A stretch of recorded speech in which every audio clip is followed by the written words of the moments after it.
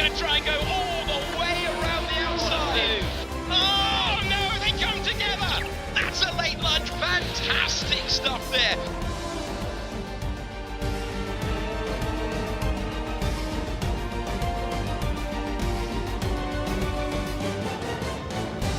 Now, today may be Valentine's Day and love may be in the air, but believe me, all that is definitely going out of the window the minute our drivers take to the track at the historic Interlagos circuit in Brazil. Before we head there, though, let's take a quick look back at last week's action at Silverstone, where two very familiar faces were reunited once more. Lights out, and we are racing at Silverstone. Courtois is all over the back of Alex Albon, looking into Magnus and Beckett. Here comes the Real Madrid goalkeeper trying to go all the way around the outside, and that is absolutely fantastic. What is it? What is it? Taken by a professional goalkeeper. Stop!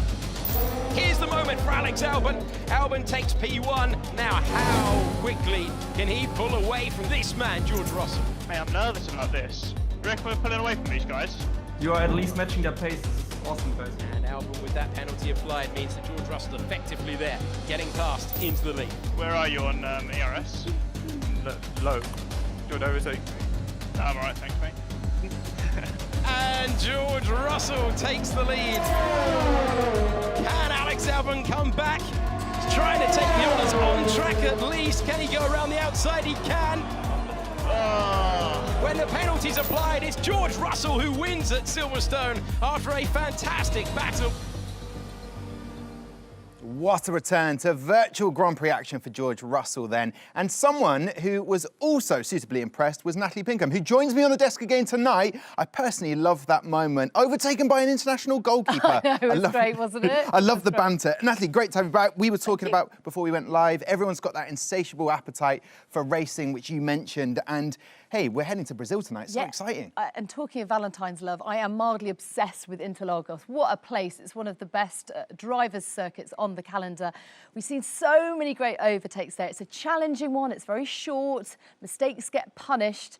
But we're in for a real treat tonight. Yeah, and obviously a three-event race. And looking at the standings, when you look at those standings, Haas sitting pretty at the top. Don't forget, out of the 9 teams, all trying to win as much money as they possibly can for their chosen charities. 20,000 to the winning team will go to their chosen charity, as I just mentioned. Haas sitting pretty at the top. FDA Esports second place. It's going to be close between those two tonight. Absolutely. And for Haas, remember, it is a home race for the Fittipaldi, so that should be a bit of fun. Here are the charities, and yeah, what a great selection of very worthy causes. And as we said time and time again, it couldn't be tougher at the moment for charities, and so it's great that they're all going to get a bit of a boost following these 3 Grand Prix. Yeah, and it was brilliant to see George Russell come back. We were excited because there was that battle between him and Alex Albon, and I'm expecting exactly the same tonight between those two. The bromance resumed for Valentine's Day. I'm sure it would be great. Yeah, listen, it's good to see George back to winning ways, going for his 6th consecutive Virtual Grand Prix victory. Watch this space, it could happen. One man that will be keeping a close eye on today's race, with his team sitting pretty at the top of the table, is Haas team principal Guenther Steiner. He took the time out to send us a quick message, so let's take a look. Hi to everybody. It has been fantastic for us, the Virtual Grand Prix this year. So we really look forward to the next ones. We won the first with Enzo, and Pietro finished 5th, so that was a fantastic result. And then on the second one in Silverstone, the Fittipaldi Brothers again brought home good points, so we are leading the championship. And now going into the last race in Brazil, which is the home race for the Fittipaldi Brothers, we hope we have a good result, and we really look forward to it, and hopefully we can take home the championship. And then F1 has given a good prize money, which we will give to the Grand Prix Trust charity, which is as well fantastic. You know, it's good money for a good cause. And good luck to everybody this weekend. It was exciting, and hopefully we bring home the championship. Thanks to everybody. Bye. I love that little bye there from Guenther. Brilliant. It looked like he was in a sauna. Yes, I did think that. It's always great to hear from them. And he's always in even moments when his team aren't performing or there's something going wrong, he's always got a smile on his face and cracking a few jokes, which is but brilliant. you know what? He's a taskmaster. He's a tough guy. You know, he doesn't suffer fools, and I think he's a great leader. And interested to see what he'll be doing this year. Okay, well listen, tonight's circuit, Interlagos, has played out some of F1's most dramatic races, and 2019 was no different. Here's a quick reminder of why we're likely to be in for an absolute treat here in Brazil later.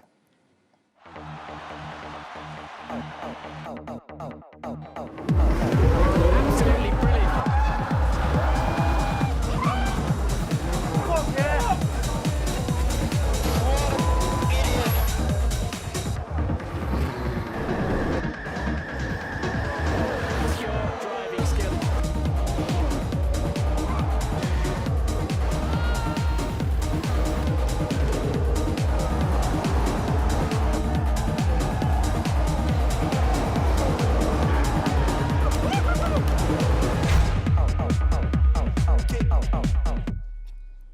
All right, then, there we go. Exciting stuff we are in store for in Brazil. And it was brilliant in the F1 Esports Pro Series, which we'll talk about in a moment, because those drivers will be affecting the sprint race and the feature race later on. But brilliant stuff there. And when you look back at some of those incredible moments, are there any that stand out for you, Natty? Well, I think the thing is, it's a real shame that we obviously didn't go there in 2020. We are aiming to go back this year. It's a circuit that has been confirmed on the calendar to 2025, which is fantastic. Let's cast our mind back, though, to 2018 and a moment between Max Verstappen and Esteban Ocon. Now, Verstappen, you'll remember, was leading the race at the time from Lewis Hamilton.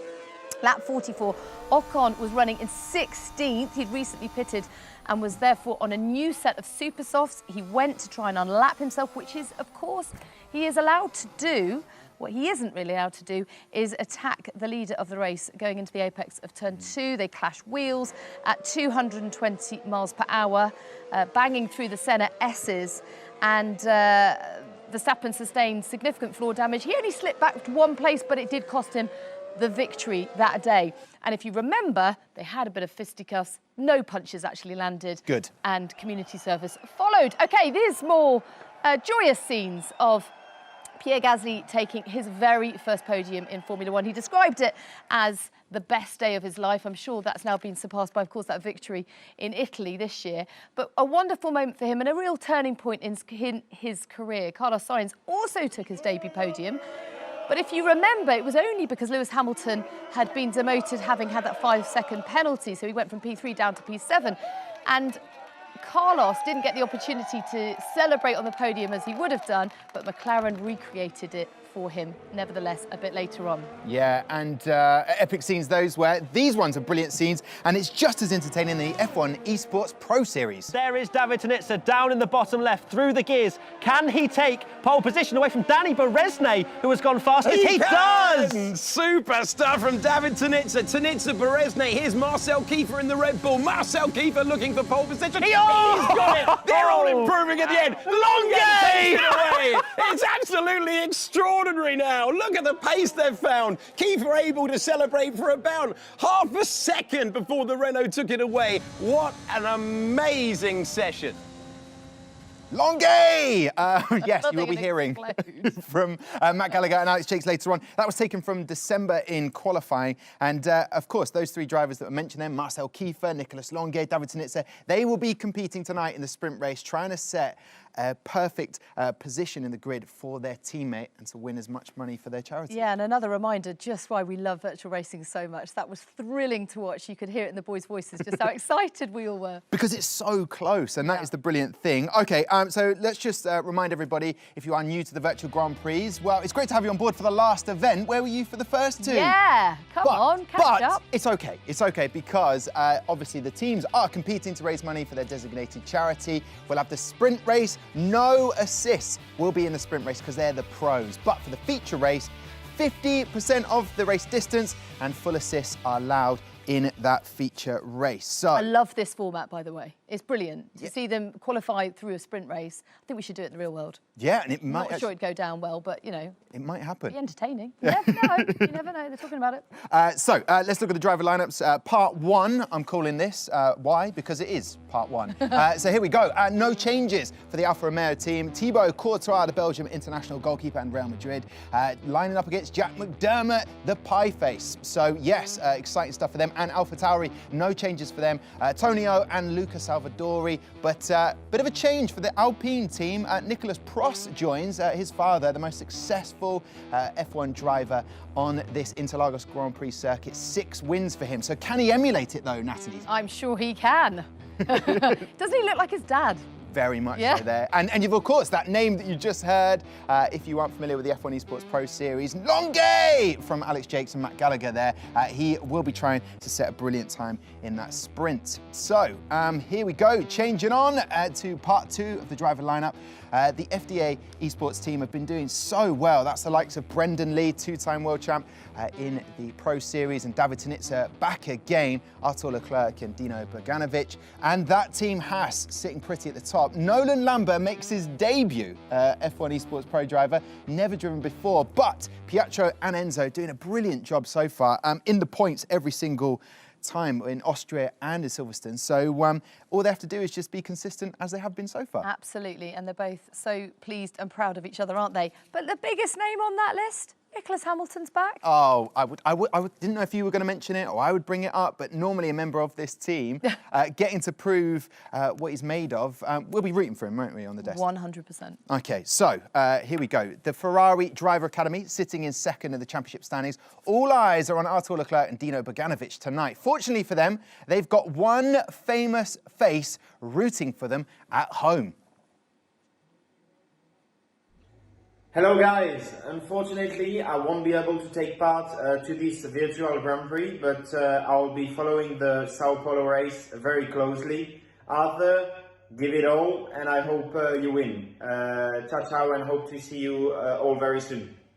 Oh, that is beautiful. And a little bit of brotherly love there for Artur as well. He always looks flawless, doesn't he? Charles? Well, that's a great compliment from you. You are, of course, right. And pretty flawless with his driving as well. But yeah, you're right. He's a great mentor to his younger brother and they give each other a lot of support. Yeah, I was just going with the Valentine's theme, you know, just like give compliments where they're due. Absolutely. Yeah, and they do very well. Are you fishing for one as well with your pink shirt? No, not at all. No? Okay. No, seriously. Oh, by the way, I didn't get a card, so happy Valentine's to my girlfriend. Just throwing it out there. You can't get away with that. National TV, yeah, may as well. Just throw it out there. That's shocking. That's right. Look, it's fine, absolutely fine. I'm honestly, it's going to be fine. We're going to get through it. 2 guys who are a perfect partnership with a commentary box will be joining us in just a second. But before that, part 3 of the driver lineup. I wanted to just get straight to Matt Gallagher and Alex Jakes as well, try and get out of that hole that I dug myself. Johannes Hutten-Tonji is joining for the first time, his debut. Alex Albon and that Red Bull team, such a strong team, the Red Bull. 3 years in a row, they have been the team championship winners of the Pro Series. But that man there, George Russell for the Williams team, and could he make it 6 wins out of 6 for him? He'll be joined by Flo Street, who has, Natalie, over 1 million subscribers on his YouTube channel. No Nicholas Latifi, he replaces him. Excellent. And I actually love the dynamic between Alex Albon and Marcel Kiefer. It's just really interesting to hear them sort of trading tips, isn't it, between the virtual and the real world? And of course, if you didn't see last week, also George Russell joined in with Marcel Kiefer just to get a bit of extra help where he could. He did. Right. We can get it. They are a perfect duo. I don't know if they've passed over Valentine's card. Gentlemen, Matt Gallagher, Alex Jakes in the commentary. Has there been any exchange of Valentine's cards between you? I thought we were going to do part 3 of the driver lineup. Yeah. Well, we were, but then I was just so keen to see your face. Valentine's cards, no. You know, we're focused on the job up here. We're ready to go. We're excited. It's Virtual Grand Prix. We're buzzing. We are indeed. Matt, out of all of the circuits we've had in the Virtual Grand Prix, Austria, Silverstone, and now Interlagos, if you were to drive like your teammate Nick Hamilton, obviously of this Gfinity arena, which one would you choose to drive in? Cool, yeah, thanks for bringing up that. I haven't actually driven in the Virtual Grand Prix yet. No worries. Invites, I'm sure, somewhere in the post. Probably Brazil, but you know, Nick Hamilton, as you say, part of the team usually for us. But you know, I'm not going to be easy on him. You know, I'm expecting a good result from Nick. You know, he does all the touchscreen stuff. He now needs to perform. He does indeed. All right then, so gentlemen, Pietro Fittipaldi and Enzo Fittipaldi, this is going to be a moment for them. They've just got to be as consistent as they have been so far to hopefully get Haas across the line and win that $20,000 for their charity. They've been so good so far. Aside from the excellent win from Enzo as well. Good consistency, always been at the front, and I'd be surprised if they're not at the front again today. Yeah, and Matt, before I give him the opportunity to say it, there is a comedian joining us finally in the Virtual Grand Prix for the Alpine team. Are we expecting sort of comedy from him, or are we expecting brilliant driving, Matt? What kind of question is that? I don't know, but I know that you're very biased towards the comedians, Tom, because you are a comedian yourself, so love that. Also want to give a shout out. Yeah, I know.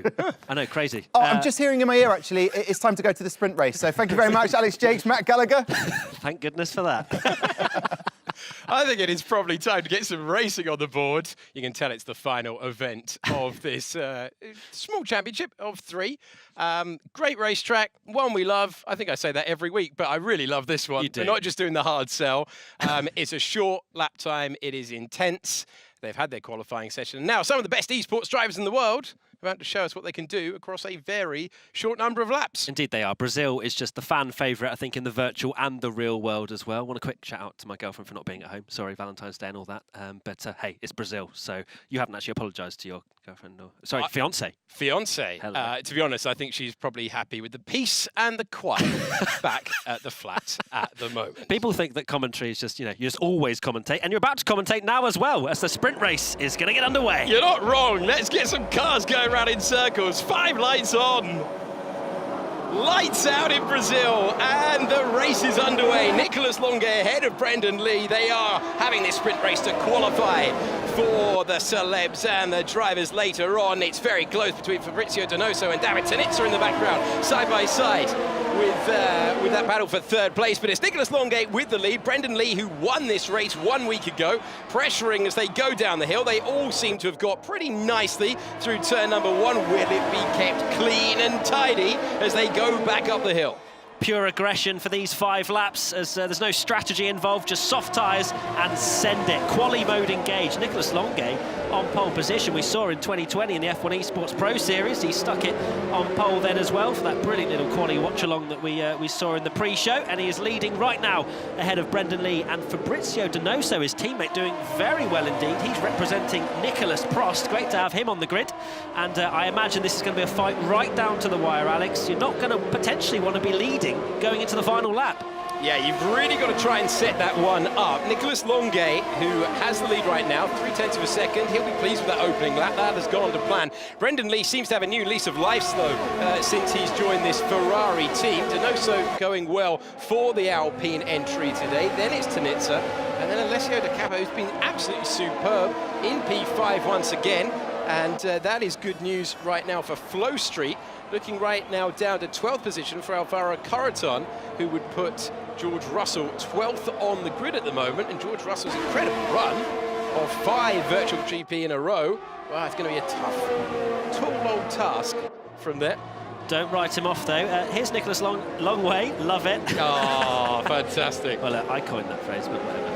It's fine. He can take it. It's his name. But that was when he did an amazing move. It was in for the Dutch Grand Prix, wasn't it? It was indeed. It was a great move at Zandvoort in the F1 Esports Pro Series. He's got a little sign there. Absolutely love that. And an interesting driving position as well. Obviously running the Fanatec wheel, which is the highest wheel you could possibly want, the most feedback that you can get. But it's a strange driving position. Very upright, isn't it? Yeah, he's almost leaning over the wheel. Whatever the position, it's working for him. His position on track, P1 right now, half a second, fastest lap, not too far to go. This is very, very exciting stuff for, well, are we about to have a comedian on pole? That is the big question that we've got ahead of us. Deacon will have something to say about that, I'm sure. He's got a bit of competition at this round. So Longe lead, Donoso, Tanitza, and then we go down to Marcel Kiefer, trying to turn 6th place into 5th. Kiefer qualifying for Alex Albon, Red Bull racing for the Wings for Life charity, moving through this fantastically flowing middle part of the circuit. Great graphics here on board, but he can't do anything compared to the Williams. Williams qualifying for Flow Street right now, going to put it 5th on the grid. We're going to have an interesting lineup here. This is going to be the most mixed up that this format has given us so far. You took the words out of my mouth there, Alex. I was just looking at who was representing who. We've got all kinds of drivers, probably the more talented in terms of pace. We've got George Russell down the field at the moment, and wow, Marcel Kiefer really has put on It's the a final show. night. It's the final night. Got to suit up. He's outdoing us, so we're in the studio. Absolutely love that from Marcel. Currently running in 6th, DRS enabled. We're on the penultimate lap already, and Marcel Kiefer, I mean, he's putting out all the moves. The classiest dressed gent on this broadcast is in the race. Ridiculous stuff in P6 right now. 2-second time penalty for Freddie Rasmussen. And Freddie Rasmussen right now at the back. He's actually headed to the pits and he's speeding in the pit lane. So that is not what Red Bull needed at all. Good response on the last lap from Brendan Lee. And Brendan Lee is trying to hunt down Nicolas Longuet, who has done enough so far, not too far away from the final lap now. And can Brendan Lee, we look at him right now in the bottom box, can he do enough to put the pressure on? If you're not familiar with the F1 Esports Pro Series, these drivers are the best in the world. You will not see faster drivers on the F1 2020 game. Here's Brendan Lee in the slipstream of Nicolas Longuet. It doesn't look like he's going to get close enough as we head towards the final lap. But these drivers are... Well, actually, he's closing. He's closing. Metre by metre by metre, looking into turn 1. He's going to have to go the long way round. Nicolas Longuet can't get it done, but he's going to put big pressure as they go back down the hill.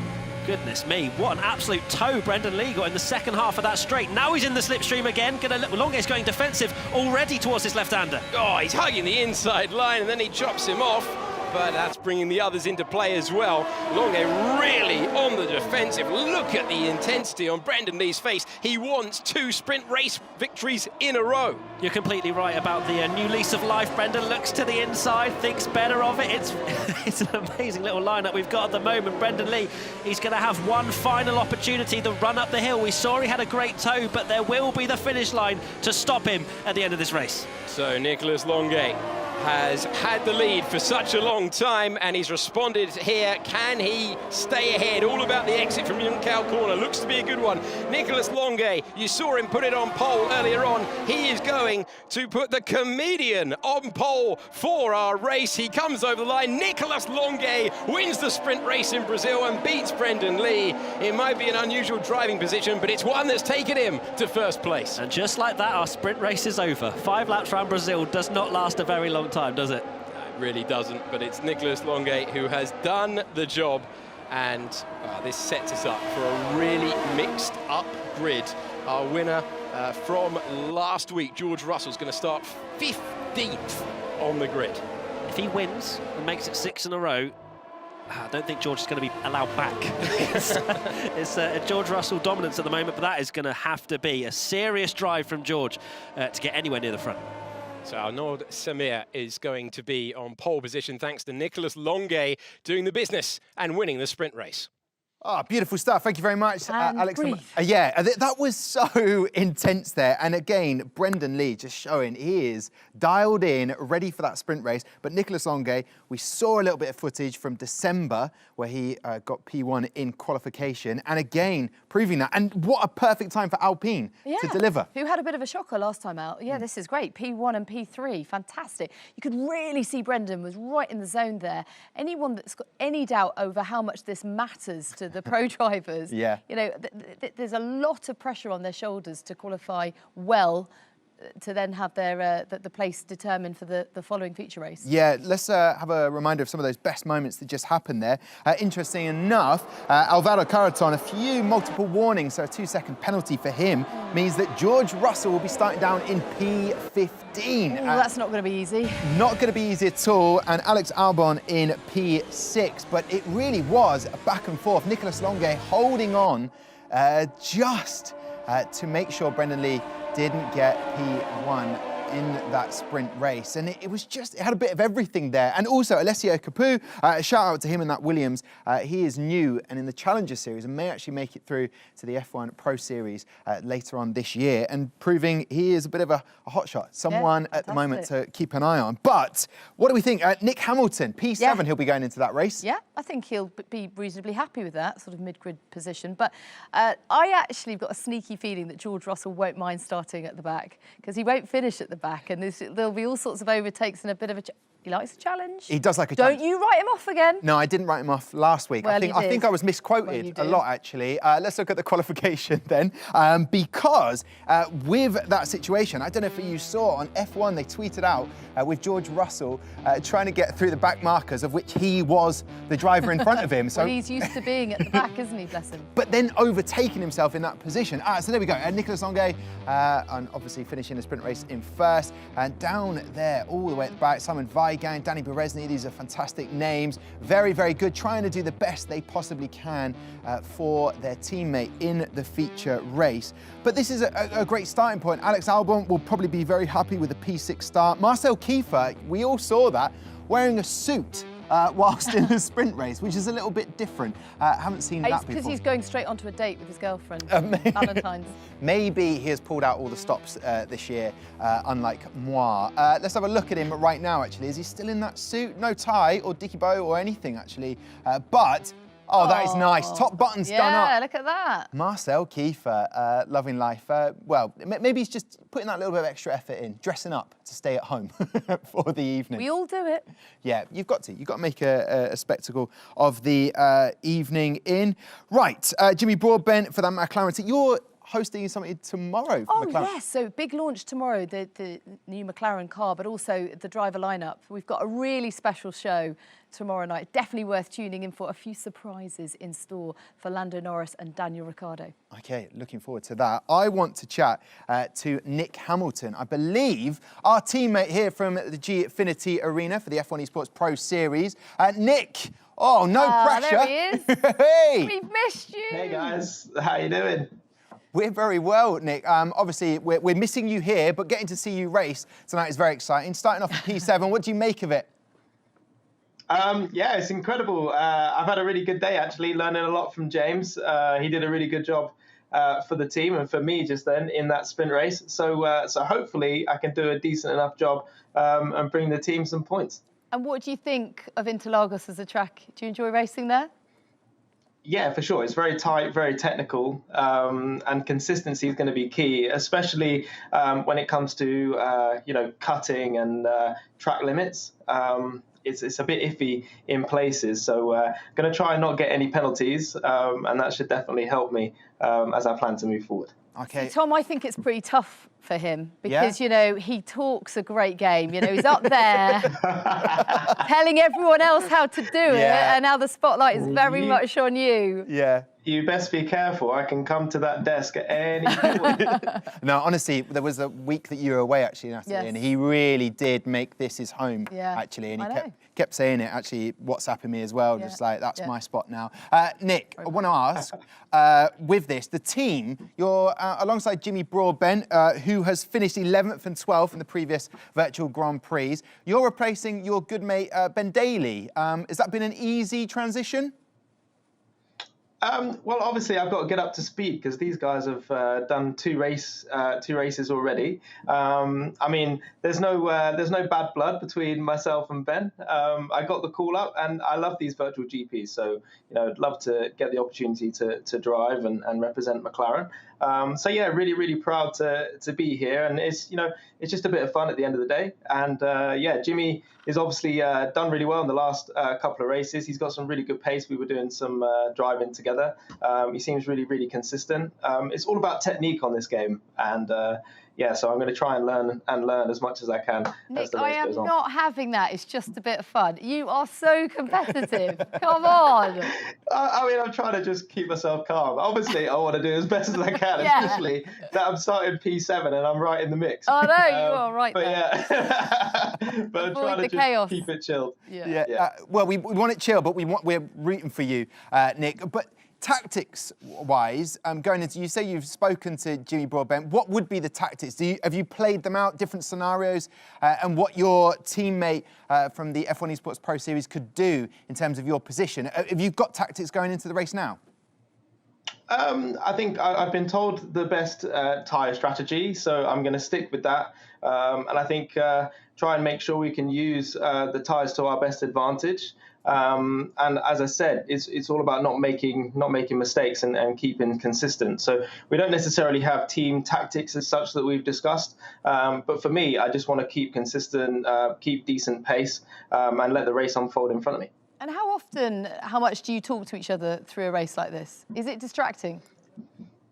No, I sort of relate it to like a team engineer or an engineer over the team radio. So it doesn't affect me or distract me. But, you know, everybody knows that you got to concentrate and you can only be spoken to, you know, between certain corners and you know, it can be quite distracting when you're, you know, on the brakes, slamming on the anchors and someone's in your ear. But yeah, this is cool. I'm really enjoying it. I'm really excited and, you know, can't wait for it to get going. I'm glad you say that because Tom really wants to talk to you throughout the race. So we'll be doing these interviews throughout. After every second, third lap. Is that okay, Nick?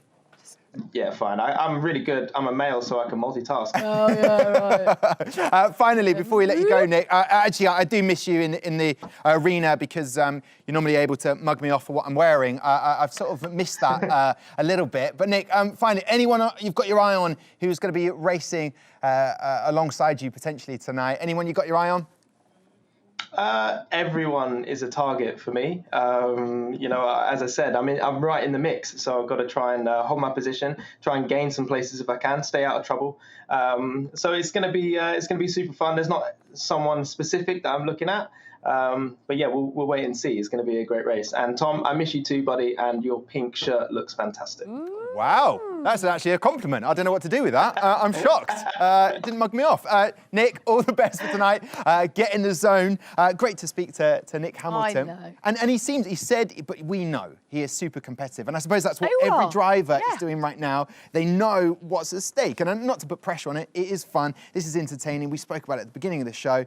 Everyone wants to be entertained with some racing right now, and they're going to get that. But the money is going to charity, and the better your team does, you'll be able to win more money for your charity. Yeah, I mean, there's a wonderful end result to all of this, but as you say, they are hugely competitive creatures. I think he was just trying to calm himself down, wasn't he, by saying that? Yeah, he's probably going to be in the zone. I wasn't buying it. No, not at all. Right, Interlagos, we will head to. I'll pass over to the commentary team right now. Alex Jakes, Matt Gallagher, enjoy this race. Thank you very much, Mr. Deacon. This is going to be exciting stuff then, because we've got a pretty mixed up grid, haven't we?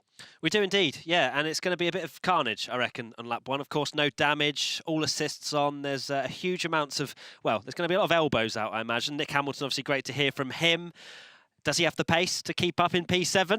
He's going to have to. He's going to have to, otherwise. A big opportunity. Looking at the grid, what position should the rest of the field be worried about George Russell? If he gets himself up into the top 10, is he still a threat to them? Oh, he's a threat wherever, really. You know, I'm not doing a Tom Deacon and writing him off like last week. I think George has a great opportunity. He's got huge amounts of pace. It's going to really, depending on where if he's going to win or not, is where Alex Albon is after a few laps, because he's probably the danger man in terms of who's going to potentially get P1. But anything can happen. Any sort of side pod to side pod, there could be a few spins. But here we go. Let's find out. 3, 4, 5 red lights, and for the last time this year, the Virtual Grand Prix is underway, and Arthur Leclerc immediately goes up to first place. Flow Street up to P2, but spinning in the middle of the pack, and there is the carnage expected in the middle there. Cars absolutely everywhere, and it's Dino Beganovic who finds himself up in P1. That is not Amos Lorito, that is Dino Beganovic who has got the lead ahead of Samir. Then it's George Russell. How is George in third? What has gone on? In third position. Then Enzo Fittipaldi. Flow Street, who looked like he was in second, is in fifth, but he's got the penalty. He was spinning in the middle of the pack. Then we've got Jake Dixon. Then we've got Alex Albon. Lots has gone on there. I'll ask you this question, Matt. How is George Russell third?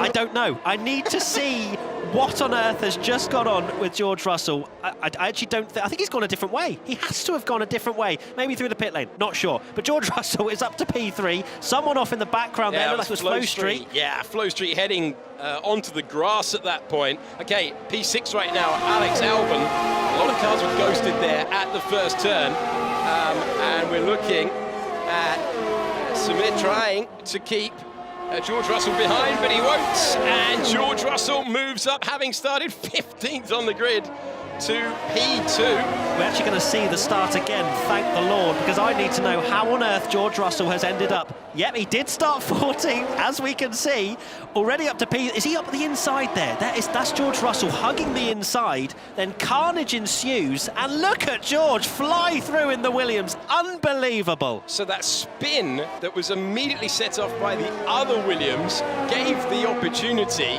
He knew he was going for the inside line. He knew that that was where he was going to go.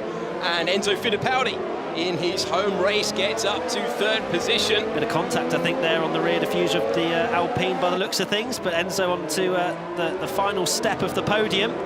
George Russell's on the soft tyres. Dino Bogdanovic is on the mediums. So you'd have to imagine George has the pace at the moment. He's already on the back of that Ferrari.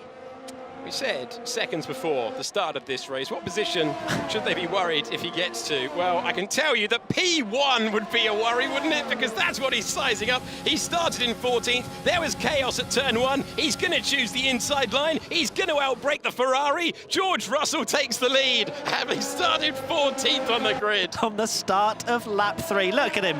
Not a little smirk just to go, how on earth am I here? He is absolutely dialed in, is George Russell. Dino Bogdanovic has DRS back on George, but just about manages to stay ahead. Well, I can't even imagine what the odds would have been if there were odds for this race for George to be leading at the start of lap 3. And Alex Albon, who will be on the stream with George Russell, will be asking, what has happened here? How has that gone on? He's trying to get past Jake Dixon. Cycle racer ahead of him. He's trying to usher him out of the way. Clear his way through the field. Oh. Hanging wheels. That's rude. And getting past on the medium tyre. George Russell has already built up a second gap. Almost disappointed, because I want to see George fight his way through the field. Not make all of his moves in the first 2 corners. And he's just ticked off those boxes. Let's not write it off, though. Let's not write it off. Alex Albon's on the mediums. I reckon that move on Jake Dixon wasn't because he has anything against Jake. It's more the fact that George is in the lead and he can't believe it. So he has to make as much progress as he can on these mediums. Samir ahead is on the soft tyres and looks to be struggling a little bit in the Alpine. So Alex should be able to dispatch of him with the use of DRS down this straight. Yes, Samir, who started this race on pole in his first Virtual Grand Prix, and he will just be trying to run his own race right now. That's Formula 1 driver Alex Albon going past, 2 times a podium finisher on the alternate strategy, trying to interrupt this George Russell coronation for another week right now. And now it is Russell, Bogdanovic, Fittipaldi and Albon. Can you imagine if we had written him off before this race? Like you tried to tee up for me. You were like, well, you know, where does George end up here? Well, I laid down the track. You didn't fall into it. There's only one person on this team who's fallen into it. He's not a fan of being told about it. And he's not listening either. Yeah, it's all right. He's on his phone. He's chilling out. And we've got George Russell. He also looks like he's chilling out. And when it comes to Virtual Grand Prix, I mean, look at this. It's getting ridiculous for George. Can we turn on some sort of wet weather just for him? We're going to have to bump him to the sprint race. He's going to have to go wheel to wheel. That's the crazy thing, that when George was doing the racing for last Virtual Grand Prix, his pace was actually at the back end of the F1 Esports drivers. George Russell is ridiculous at this game, which you can accept because he's an F1 driver. Here's Jake Dixon just getting past Samir, it looks like, but the Alpine coming back at him. This is interesting. 2 drivers making their debut in the Virtual Grand Prix. And Jake Dixon taking 5th position at the moment. Now, in the battle for P2, Swedish driver ahead of Enzo Fittipaldi. Enzo Fittipaldi got us up and running with victory in Austria, the first of the Virtual GP this year. And he's trying to clear that Ferrari, trying to get into the race with George Russell, crucially on that medium tyre. Let's not write off Enzo Fittipaldi. He's running the medium tyres, and he's looking pretty good, to be honest. He's only 2.7 behind George Russell. He'll have the use of the soft tyres a little bit later on. He's being dragged along a little bit now by Dino Beganovic, and may well clear him before turn 1 with the use of DRS and a bit of ERS as well. Here he goes around the outside. Say goodbye to the Ferrari. Say hello to P2. Enzo Fittipaldi is the lead challenge to George Russell now. He's got good pace, Enzo. He's shown it throughout these Virtual Grand Prix. Arthur Leclerc, let's talk about him. What on earth happened at turn 1? It seemed like it, I don't want to assume, he's a little bit squirrely coming out of the centre S's, as he's just cleared pie face, I believe, as Nicholas Hamilton gets a 3-second time penalty for multiple warnings. Pieface trying to go around the outside, as we see Arthur Leclerc, and he is in 7th position now, having started from the front row, getting caught up with the chaos at the centre S's at the start. There's a 3-second time penalty for Luca Salvadori, and so Monaco's driver will try and close up. He will be aiming to get past the next 2 at the very least. Driver who will be competing in FIA Formula 3 this year. Here is Nicholas Hamilton with that penalty. Loved the way he was playing down his chances for the start of the race. Of course, that's the way you want to do it. You don't want to pile pressure onto yourself. And he's right behind his teammate for this evening, Jimmy Broadbent. And he's running the soft compound tyres, running that penalty as well. So he's clearly just trying to push and just stay within that 1-second window of Jimmy Broadbent. Here's Pietro Fittipaldi clearing pie face as well with the use of DRS down towards turn 1. Should have it covered unless the Alfa Romeo turns to the inside, which he doesn't. So Pietro Fittipaldi and Haas in general trying to secure the Virtual GP Championship and that top prize for their charity. Yeah, the Grand Prix Trust, the charity that Haas are racing for, and a strong performance from the Fittipaldi brothers has put them right up the standings there, and the advantage over Ferrari, and Pietro Fittipaldi is trying to clear a Ferrari. Let's check in now with George Russell, hear what he makes of all of this so far. Mate, I'm fully focused here. I think I'm completely on the wrong strategy. Well, there you go. If we weren't hyping it up, George Russell is. He thinks he's on the wrong strategy. Is that Lewis Hamilton-esque from the real life? My tyres are gone, and he ends up winning by half a minute. Let's see. But George Russell is continuing to extend his strategy, but he makes a good point. A lot of these drivers are on the medium tyres to begin with, and they clearly think the soft tyres work towards the end of the race, but George is going to have to maybe mount a defence in the second half of the race. Yeah, Pietro Fittipaldi with great drive right now, trying to go toe-to-toe with Arthur Leclerc, and he's trying to take P7 at the moment. A 3-second time penalty for Pietro Fittipaldi is not going to help him though. Remember, all of the drivers very aware about the time penalties and the possibility of getting that for running wide, gaining an advantage. We've seen it all the way through this Virtual GP. Arthur Leclerc nicely displaying going wide at that point. Fittipaldi with a lot of pace right now. He's clearly very confident as he picks his way through the field, trying to get past that Ferrari in the infield. I imagine it was rather disappointing for Arthur Leclerc, taking the lead going into turn 1 on the medium strategy as well, which George Russell thinks is the best strategy, and then getting tangled up in those first couple of corners and losing a handful of places. Down in 7th, Arthur Leclerc was fantastic when we saw him in the last Virtual GPs, how quick he was, on the same sort of pace as his brother Charles. And clearing Pietro a little bit, going down this back straight, and they're closing in, the pair of them, on Samir ahead, who's running a pretty chilled race in P6, it has to be said. You've got to say, considering this is the first time that he has joined us for a Virtual Grand Prix. Very good pace. Yeah, French comedian going very nicely right now. Flying the Tom Deacon flag. Dino Beganovic in P3 is the driver you're looking at right now, trying to come back against Enzo Fittipaldi, who's not been able to get outside of that 1-second window. You can see the top 7 all without penalties at the moment. But still a long way to go. You've heard on the radio that George Russell is not happy with the strategy that he's on. That might just be classic racing driver worrying about the only thing he's really got to worry about.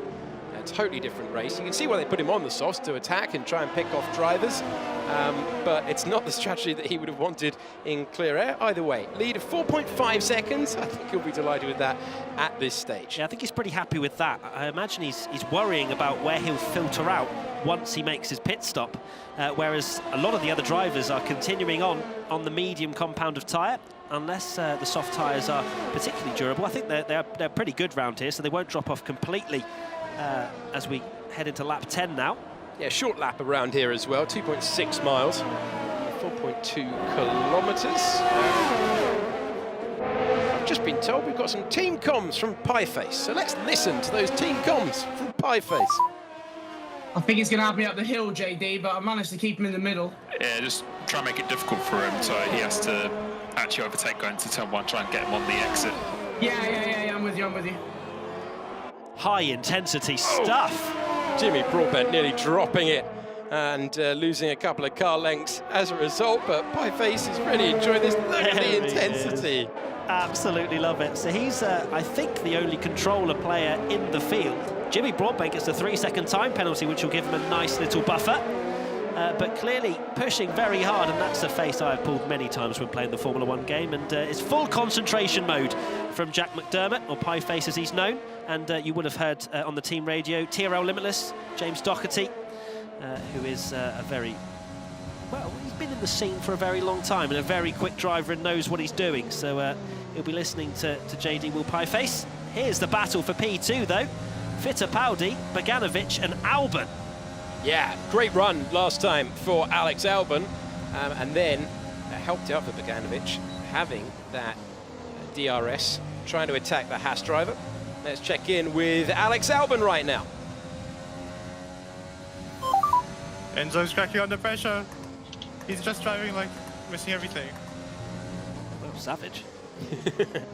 The reality. I'm sure Enzo didn't need that. Oh, well, I don't think they're speaking to each other like Alex and George may have been, but clearly Alex Albon seeing that Enzo not driving as perfectly as Alex expects. Yeah, not up to Alex's high standards as he tries to take P2. He's got a Ferrari in between though.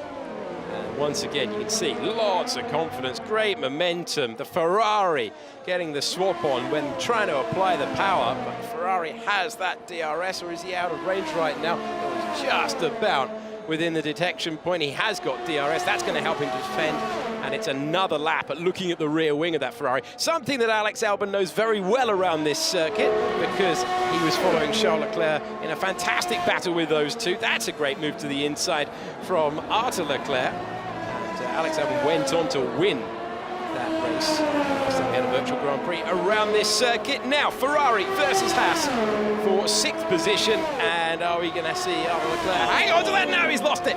Pietro Fittipaldi, oh, very nearly finding his way to the wall, and it's 6th place in possession of the man at the bottom left of your screen right now after some robust defensive play. Well, fortunately for Pietro Fittipaldi, there's no damage on, so he continues 7/10 behind Arthur Leclerc like nothing happened.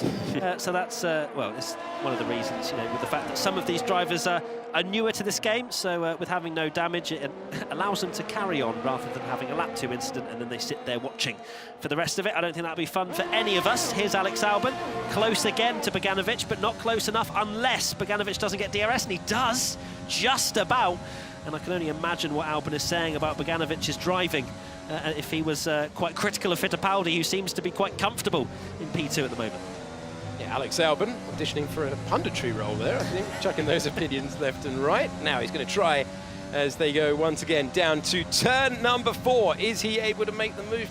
No, the DRS is just helping, and Enzo Fittipaldi, well, after that comment from Alex, Enzo, if he pulls away, is going to help him a lot now, because the only way that Ferrari is able to hang on is with the DRS. Let's now check in with some more team radio. I think I might pit that 40 and just try out the cut and then place defend. So that's Jimmy Broadbent's strategy, checking in with him, bottom left. Horrible time of it 1 week ago. His wheel basically expired on him and ruined his chance, and he's in the thick of it today, running in the top 10. and he's going to go nice and aggressive with the undercut strategy. I love how casual he looked in that camera shot there whilst dealing with lots of oversteer. Here's Albon, he's going to have DRS, and Bogdanovic does not this time to defend. No, and that is going to give Albon his first real opportunity, very nearly into the back of the Ferrari. Now he tries to pressure him around the outside. We saw him do this in the real thing a couple of years ago. Wheel to wheel the Ferrari and the Red Bull, and finally Alex Albon with that DRS is going to be able to inch ahead. It's going to have to be a super late braking move from Bogdanovic, and he can't do it. Albon knows it, sweeps around the outside, but that contact sends him wide, and it was brave, but it didn't pay off. Albon doesn't get through, needed to make that move, and the driver who thought he had third place is now a long way back in fourth. That was a bit of a send-it, I think, from Bogdanovic. Of course, it's not Amos Larito, as you can see on your screen. It's Dino Bogdanovic, who's locked in. Who is Amos Larito? He is an F1 Esports pro driver for the FDA team. And well, there is Dino Bogdanovic. And I'm sure he's quite happy that he's still in third, although I feel like maybe was a tiny bit naughty on a bit of dive bombing at the end of the first sector, but continues on, doesn't get a penalty. There's no real-life stewards in this one, just going on the in-game penalties. Otherwise, I think the stewards' room would be, well, pretty much full of discussion for the next 4 days. Here's Nick Hamilton, who has amassed another penalty and is running in P12. I wonder what he'd say about himself if he was on the touchscreen. Just analysing his P12 performance right now. I think he'll be all right. Just pretty happy. I don't think he doesn't play this game that often. So he's fallen away a little bit from Jimmy Broadbent, who is coming into the pits now, as is Nick Hamilton. 10 seconds behind his teammate now, so a few whoopsies. Flow Street's going to try and make the move. Up against the Red Bull driver ahead. Whoopsie is a technical term. It is. In motor racing. It is, that's why we pay you the big... Flow Street bottom left. Trying to find a way through. Is he going to be able to make the move? The driver who started in 5th position got caught up in the mess at the start. George Russell, his teammate for today's race, 6.5 seconds. The advantage for Russell over Fittipaldi. And how long can he eke out those tyres? Okay, good recovery lap from Alex Albon. And Dino Bogdanovic trying to take that position, as we can check in with more team radio. What are you doing, Dino? We are like so far in front. We don't need to fight. Oh my god. 1 lap later, same thing again. And if he wasn't happy before, he won't be delighted now. They're fighting over each other. And Dino couldn't hear him, by the way. And still, the Ferrari stays ahead. He's choosing to fight. He's choosing to hang on to track position. And any hope Albon had of taking it to the cars in front is fading here. Every lap he stays behind. It is indeed 10 seconds now behind George Russell out in front. Alex did not want to fight. He knows how to race around here. He did it with Charles Leclerc last year. They just slipstreamed themselves away and then fought right at the death for the victory. Whereas this, they're now 3.6. Well, Alex almost 4 seconds now behind Enzo Fittipaldi, who said, OK, you guys fight. I will relax in P2. How's my driving now? Might be the response from Enzo Fittipaldi, safely in P2. Now, this is going to have to be decisive from Alex Albon, who is tired of looking at the back of that Ferrari and surely now has the move complete. But that was very, very close as we come back down the hill. And Albon has the advantage. Can he stay ahead?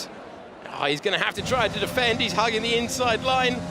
And Bogdanovic's going to have to risk it around the outside. I don't think Alex is going to be very kind, given the treatment dished out. And this time, the Red Bull's up to 3rd. Just about, goodness me. Alex did not give any space to Bogdanovic after their battles in the previous couple of laps. He's now into 3rd position, 4.4 seconds behind Fittipaldi now.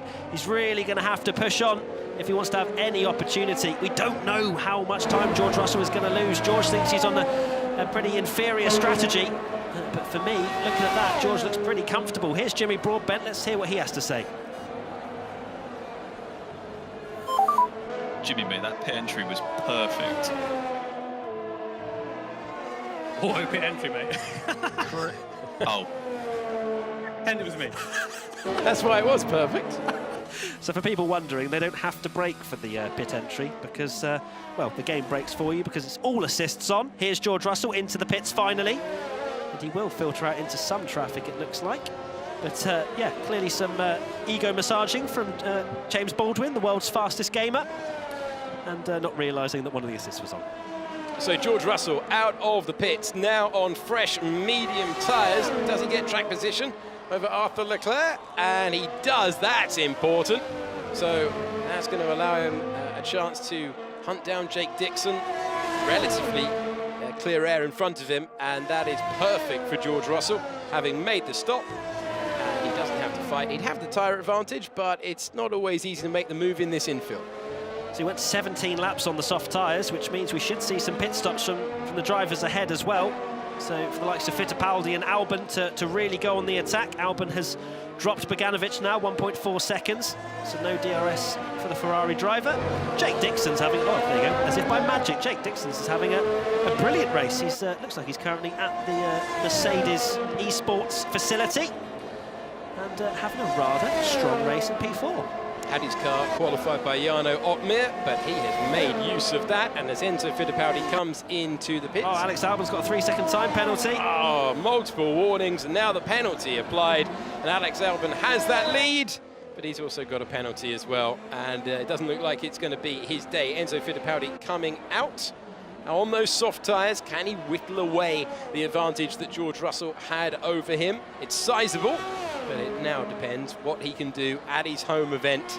He absolutely loved winning the opening Virtual Grand Prix of the year. The driver who will be plying his trade in America from now on was part of the Ferrari Driver Academy, and he will go a slightly different route as he tries to progress through the ranks in motor racing. Jimmy Broadbent with the tyre advantage, trying to clear Thibaut Courtois. These two mainstays of the Virtual Grand Prix.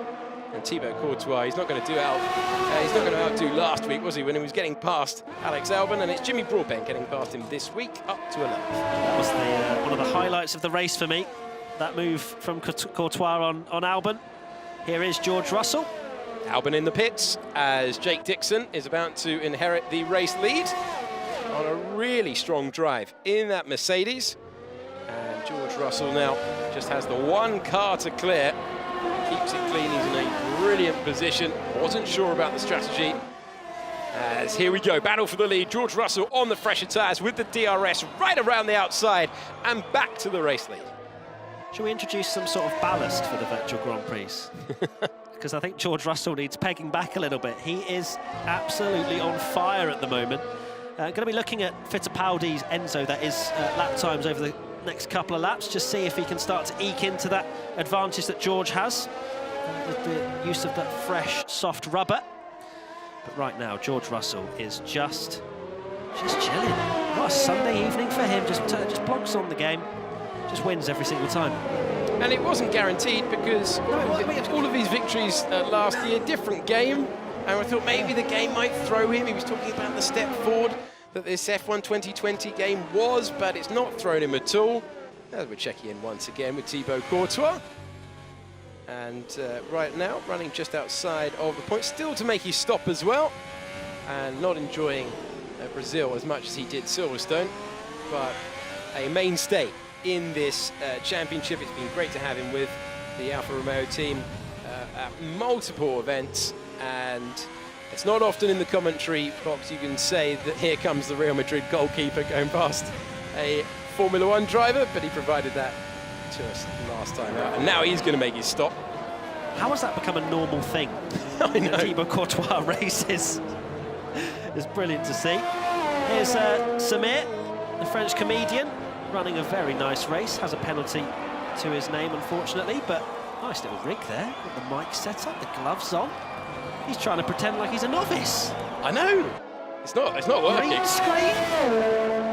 And he has moved ahead. It's interesting that we've seen a lot of bottom left boxes of everyone's setup.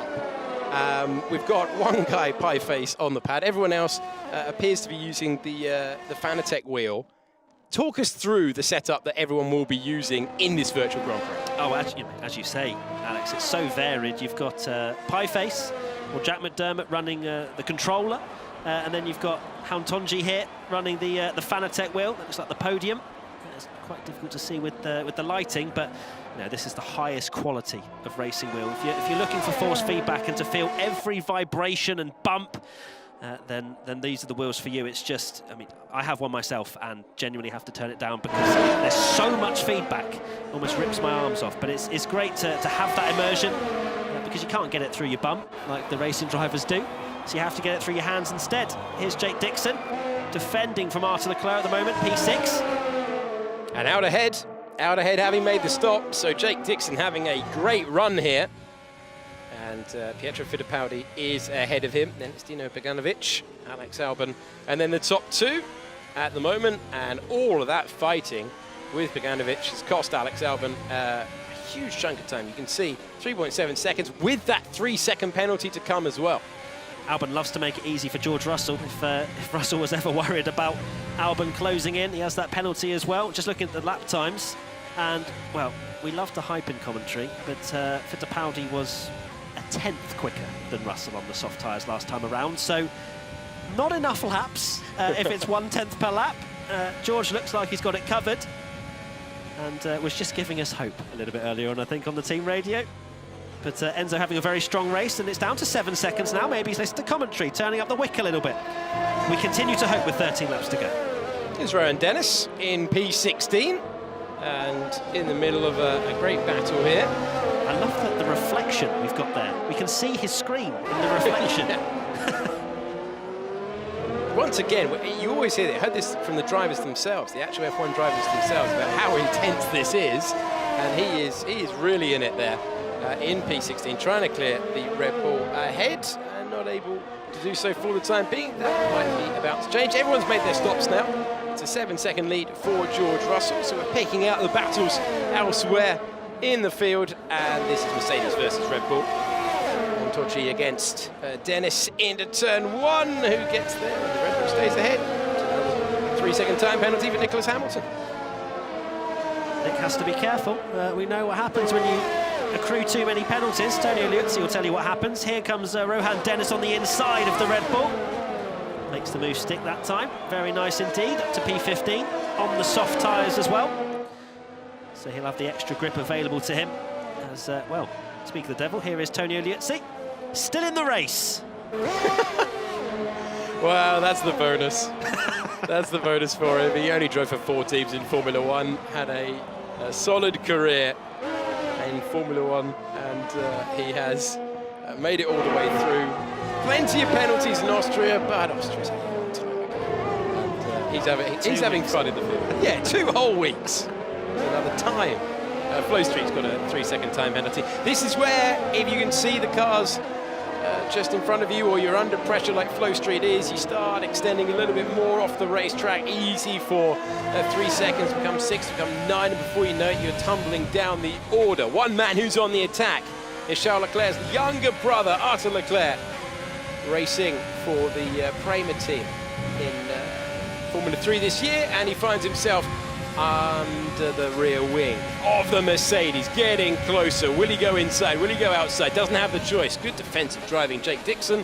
He says, go the long way round. Nope, don't fancy it. Bit of wheel bang, bit of off-roading. They're still, as they were into the corner, as they go through turn number 3. Looked very Verstappen-ock on to me. Arthur Leclerc still wheel banging against Jake Dixon and gets ahead with the use of DRS. You can see on his steering wheel, he's pretty much run out of electrical energy. And Jake Dixon getting all kinds of out of shape, but managing to hold on to that Mercedes. And it's been a valiant drive from Jake Dixon so far. Arthur Leclerc up to P6. You can see the flashing light on the rear. It means he's in energy-saving mode, which will give some kind of motivation for Jake Dixon. But he made a little bit of a mistake there, and maybe a bit too much motivation, as he's now 7/10 behind. Enzo Fittipaldi getting the gap down to 6.5 seconds out front. Let's go. Here we go. Another 3/10 out of Russell this time for Fittipaldi. He's going to need a little bit more with 10 laps to go. Here's his pie face, and we can hear from him. Let's see if he's still got more intensity. My tyres are absolutely wrecked. This is where the fun starts, though. With 10 laps to go, I don't think that's what you want to be hearing as a team engineer. Not at all. In 10th position at the moment. Luca Salvadori trying to get past. I love his stare. That is brilliant. Full concentration from Pieface, who is a FIFA streamer.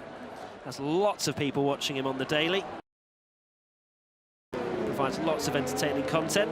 Plays the Formula 1 game as well occasionally, as he gets very out of shape through the centre S's. And he's really thrown himself into this, hasn't he? When you're known for one game and you throw yourself into another, he's had a lot of fun out there. And a reminder, as we always chuck in, he is playing on the pad when others have got this fantastic Fanatec equipment underneath them. Not to take anything away from the controller, though, Alex. He was very successful back in 2013 on the controller, back when I could actually... I was worried he weren't going to mention. Hey, look, I had to bring it up at some point. No, I have to defend all the controller players out there, you know? I won't have you, Alex, saying, oh, well, you look at all of these sim rigs. But it's great to see Pieface up in P10, running very strongly, it has to be said. He's a big Formula 1 fan, and not a fan of the Jeff, the team radio man, as I think I mentioned in a previous Virtual Grand Prix. And not melting under the pressure here. Luca Salvadori in the wheel tracks, corner after corner, lap after lap, not able to get past. Meanwhile, chaos up front. Jake Dixon is fighting right now, trying to get through the drivers at the back as we get in with the time penalty count through the field. Jake Dixon trying to stay with Arthur Leclerc. Still holding on. That would back up my statement just a few minutes ago about Arthur Leclerc not having any energy to be able to deploy that and really pull away from Jake Dixon and the Mercedes.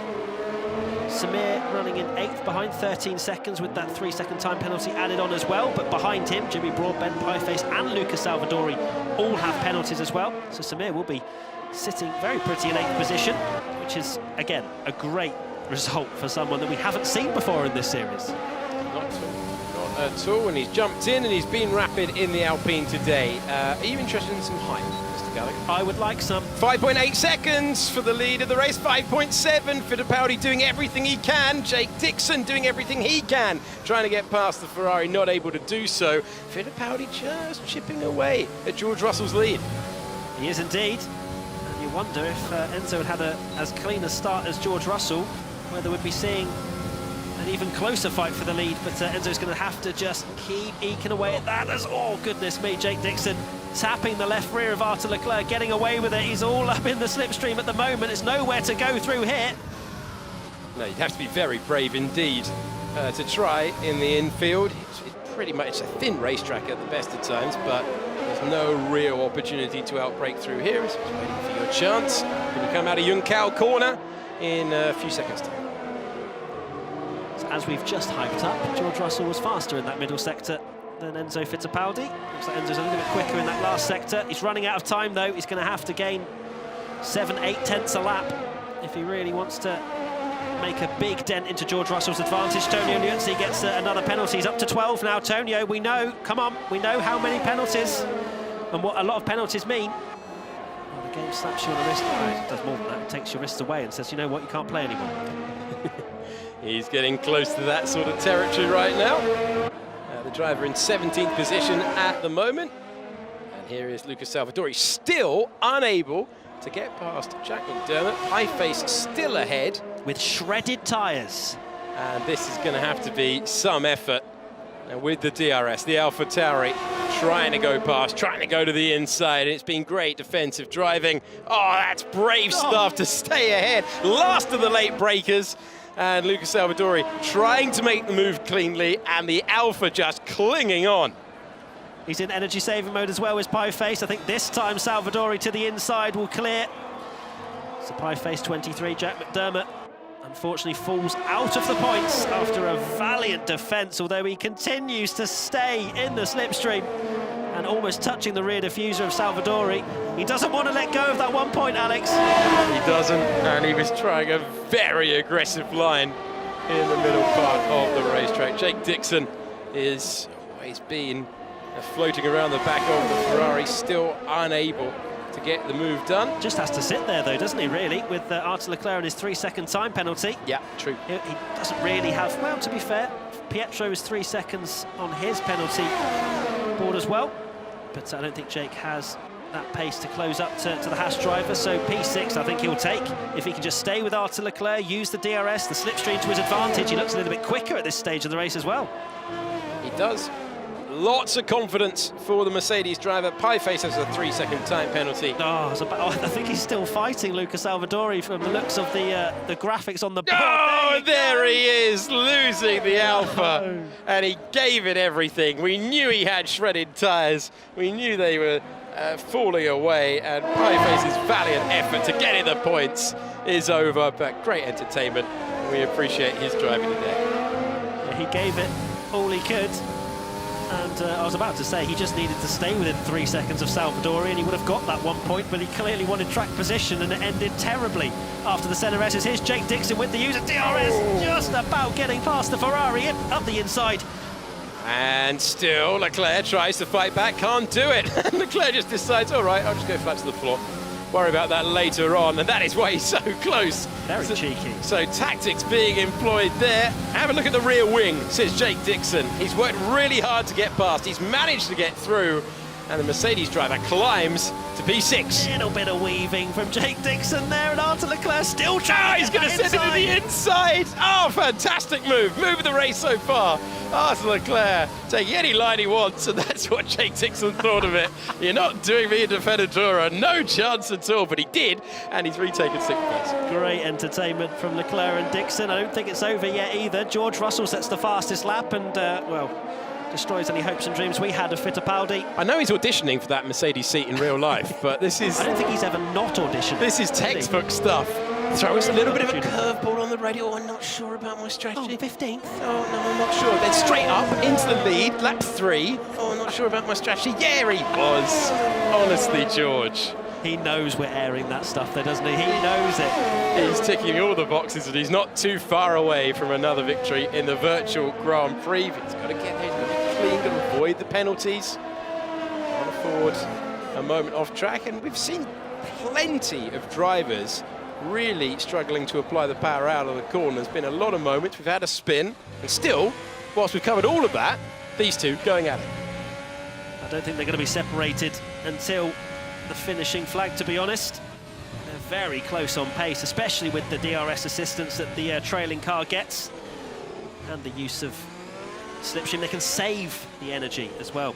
If you're Jake Dixon at the moment, you can use the DRS to stay with Arthur Leclerc, but then just turn the wick down a little bit, whereas Arthur Leclerc has to be really going for it on every engine mode just to stay ahead. Doesn't know when Jake Dixon is going to pounce, although Dixon losing a little bit of time in the last couple of corners we see there, falling a little bit back, but still within DRS crucially, and this battle for 6 carries on. On and on and on, up the hill they go once again, onto the main straight, and Arthur Leclerc, who really fought to get that position back, and he will stay ahead of Jake Dixon despite that DRS. Can we just talk about, just very quickly, George Russell's fastest lap? It's just come into my brain what on earth he's just done, to be honest. He's on the medium tyres, probably around 10 laps into his stint, and he's gone, you know what, turn it up, boys, 108.6, which is about half a second clear of anybody else, and the other drivers catching him are on soft tyres. He's playing with us. If you give George Russell an upgrade from 14th to 3rd at turn 1, he is going to punish you. Not only that, he's going to underline that speed with a phenomenal fastest lap, and the class of the field isn't too far away now. And these two providing us with plenty of entertainment. Arthur Leclerc. Oh no, in the background, Jake Dixon losing the car. As we mentioned, lots of drivers all over the road today trying to apply the power, and Jake Dixon's brilliant run, putting the pressure on Arthur Leclerc, comes to a close. He's got so much time over the Alpine, it's not going to affect things, but that's P6 for Arthur Leclerc. That's a big shame for that. I think it was Hauntonji there, the back marker, the Red Bull, just maybe put Dixon off a little bit. The back markers are ghosted, so they can drive through them, but clearly something just affected his concentration. Here's Jimmy Broadbent, though. 6 seconds of time penalty, so he's going to have to clear Samir and 3 seconds as he looks to the inside. Right, he's definitely going to clear him on track. Oh, they're both locking up. That was super late on the brakes from Samir, and he stays ahead. I thought Jimmy Broadbent was going to have the move done. We're going to go to turn number 4 right now. DRS open.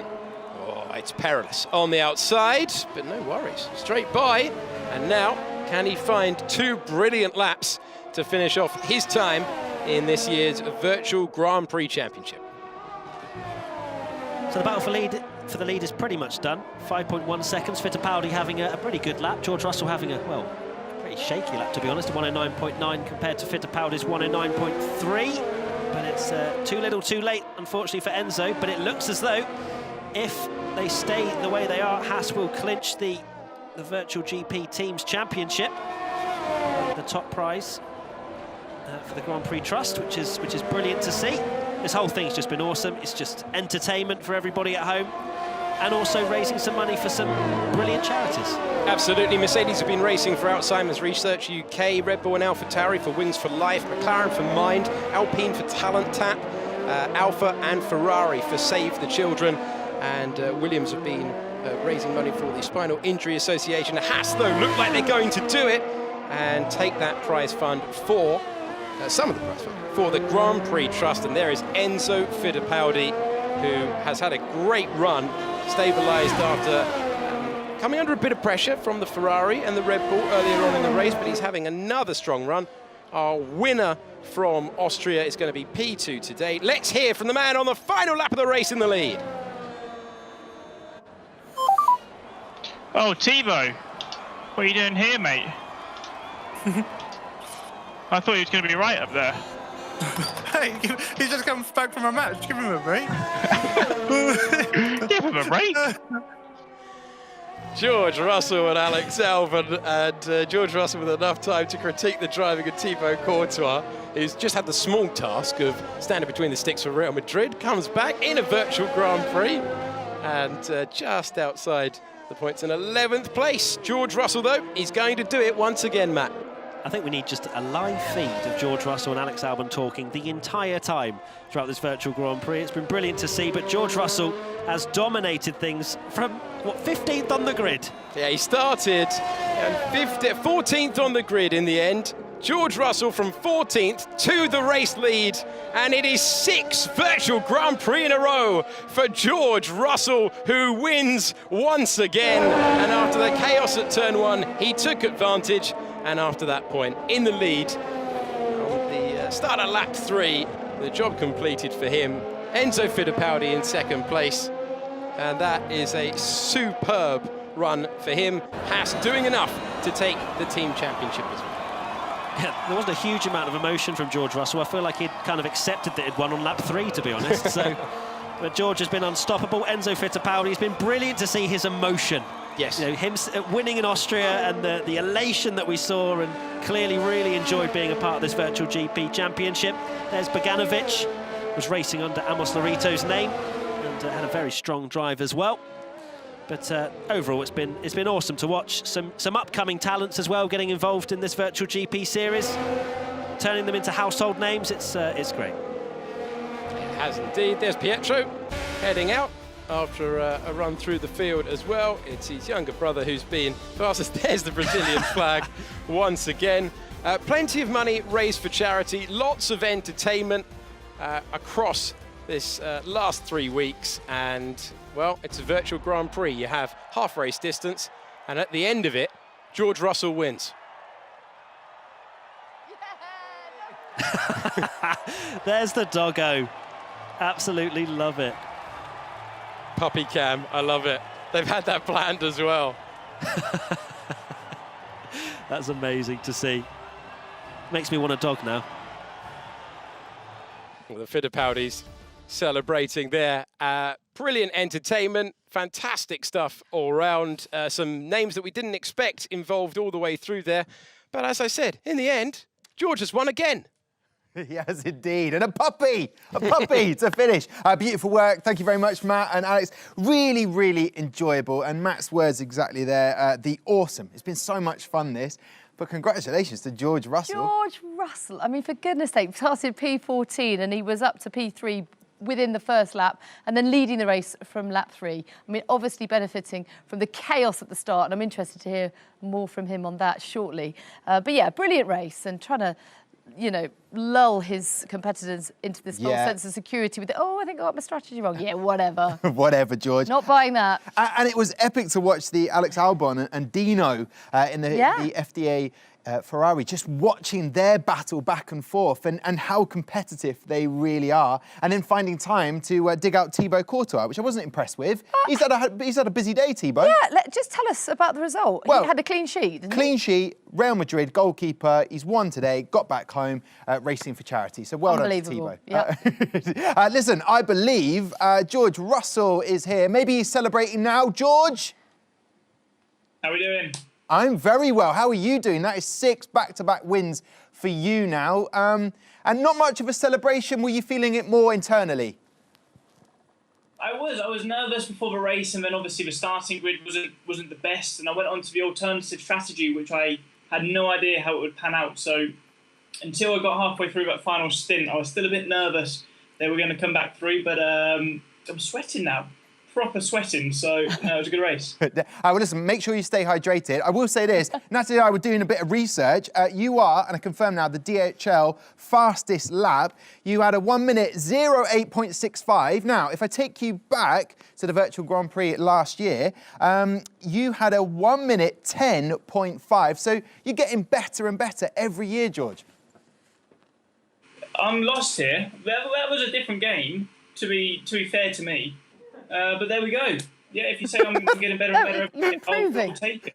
Yeah, no, I was just saying you're improving, George. Everyone's laughing at me now, going, George has dug you out here. I'm just saying, faster and faster every time, and you lulled us all into a full sense of security. Earlier on, you said, I don't know if I'm up to speed in this game, but you have proven it was just all talk, George.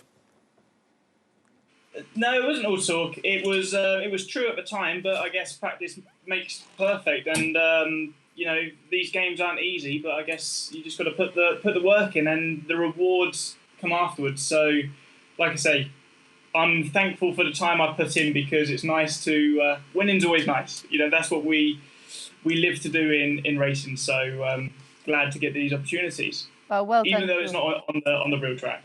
Yeah. Well done, George. It's been fantastic to watch you. Tell us about the chaos at the start. Can you shed any light on what on earth happened there?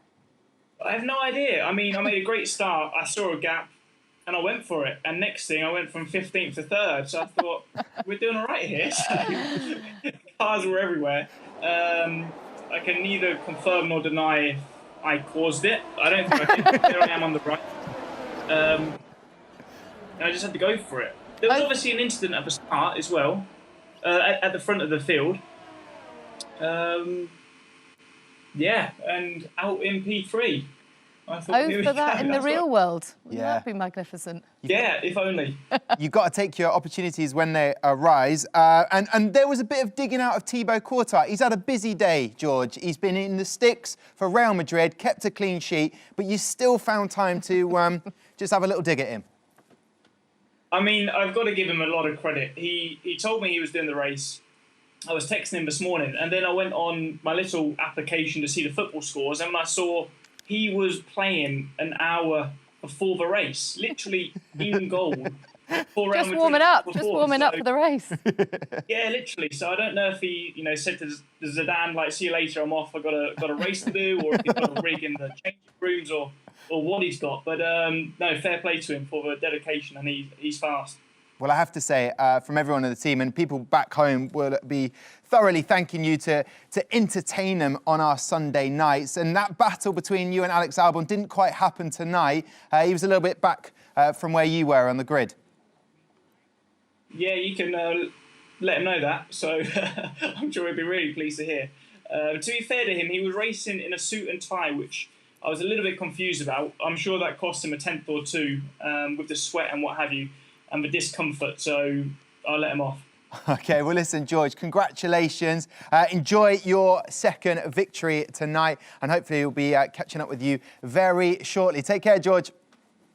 Cheers, guys. See you later. Well, there you go. Brilliant. Winner of this Virtual Grand Prix at Interlagos, and, of course, the last one in Silverstone. Epic. brilliant stuff from him. Made it look easy. It made it look too easy. It's a little bit like maybe he needs driver assist taken off for him. Maybe, I'm just saying, maybe. We could see what happens. I do want to chat to the guys. I believe if maths is quite on point, which it never was at GCSE level, Haas are now the team standings. They have won it for their charity, $20,000 going to their chosen charity. And I believe we will hopefully get on the phone right now Enzo, Fittipaldi and Pietro. And we saw a puppy. Enzo, Pietro. Where's the puppy? Where's the puppy? No, the puppy's right here, isn't it? It came He's chewing some wires. Oh, stop. That's too much. Yeah, but he was here supporting us. Yeah. Luckily wasn't with you during the actual race, otherwise you might not have finished it with chewing the wires. I can see the Brazil flag in the background. Enzo, both of you, Pietro as well, incredible stuff for your team, winning that $20,000 for your chosen charity. How do you feel on your achievement? Yeah, I'm really happy. It was awesome. It's been really fun to do these virtual GPs. It's been taking up some time here throughout the weeks. We've been off season, so it's been really fun to train with my brother. It's been amazing. I've liked it a lot, and I'm really happy that we're able to contribute it to a good cause. It's really good. Yeah, it was amazing. We had 3 very good races, and especially like being teammates with my brother is just is really fun, and especially all the training that we do together. And we have honestly very good chemistry and great teamwork. And no, this guy's fast, man. It's impossible. This guy he was out testing in Florida, so he came back on Friday, and I've been practicing every day a couple like an hour or something to be ready. And he arrives on Friday and is already quicker than me. It's unbelievable. He's so fast.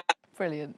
But it's been a teamwork. It's been really cool. So yeah, it's amazing. And I want to thank Haas also for letting us do this. They invited Enzo to do the race, so it was it was really cool to be able to do it with Enzo. Something I'll for sure remember.